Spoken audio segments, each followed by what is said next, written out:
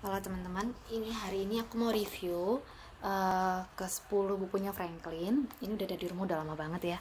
Nah, jadi buku ini aku rekomendasikan sekali karena apa? Pertama, ceritanya itu cerita tentang keseharian anak-anak, kemudian emang kelihatan banget sikap polosnya Franklin kayak gitu. Misalnya di salah satu contoh bukunya yang Franklin mau menang sendiri. Si Franklin ini pokoknya ingin selalu menang sendiri. Dia itu ingin selalu menang dalam kondisi apapun, mau dalam lomba, dan gak mau ada di posisi paling belakang gitu. Dan dia selalu mengatur setiap permainan yang ada. Dia harus pokoknya bagaimana caranya supaya dia bisa menang. Dan itu bikin teman-temannya gak suka sama dia. Tapi Franklin juga gak terima kalau misalnya teman-temannya gak suka sama dia. Jadi di situ kayak ada gimana ya si Franklin ini supaya bisa balikan lagi sama teman-temannya, supaya dia bisa mengalahkan egonya untuk selalu menang sendiri seperti itu. Nah, kemudian yang Franklin pergi ke sekolah, bagaimana mengatasi rasa takutnya Franklin saat akan pergi ke sekolah, lalu apa saja yang akan terjadi di sekolah. Kemudian ini teman teman barunya Franklin, ini isinya tentang bagaimana bagaimana si Franklin mengatasi ketakutannya untuk berteman sama temannya yang baru. Sedangkan dia sendiri kan sebenarnya nggak tahu kalau temannya yang baru ini juga sebenarnya merasa canggung bertemu dengan teman-temannya yang baru juga gitu. Kemudian ini Franklin bermain sepak bola, bagaimana bekerja sama dalam sebuah tim.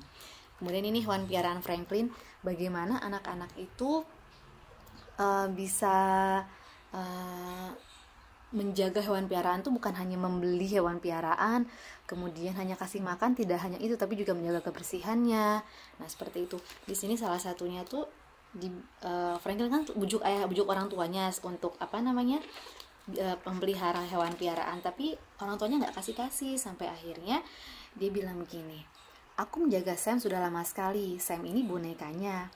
Aku juga akan menjaga anjing sungguhan dengan baik. Aku akan memberinya makan, membersihkan kandangnya, dan aku akan membawanya ke dokter hewan jika ia sakit gitu. Jadi orang tuanya juga menunggu sampai si Franklin itu sadar dan tahu kalau misalnya memelihara hewan itu nggak semudah yang dia bayangkan begitu. Ada tanggung jawab yang harus dia kerjakan nantinya begitu.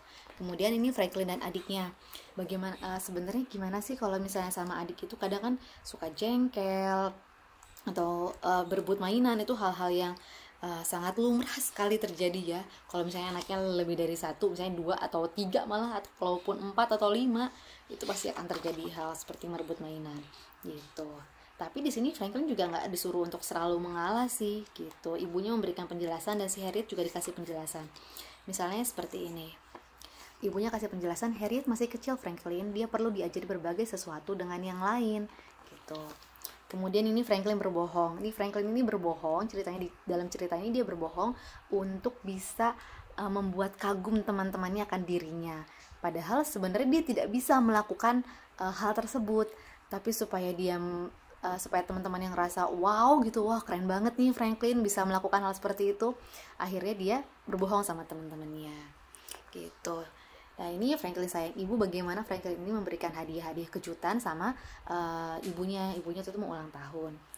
Kemudian ini kelahiran adik Franklin, bagaimana dia ini menanti-nantikan si adiknya Franklin tadi tuh, si Harriet itu untuk lahir. Nah, kemudian ini Franklin naik sepeda, bagaimana si Franklin ini berani untuk bisa naik sepeda.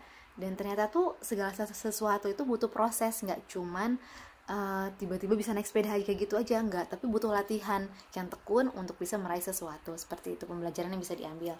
Kemudian yang ini, kalau yang ini udah nggak ada ya. Nah, kalau yang ini nanti kalau misalnya masih ada di penerbit aku ambilin.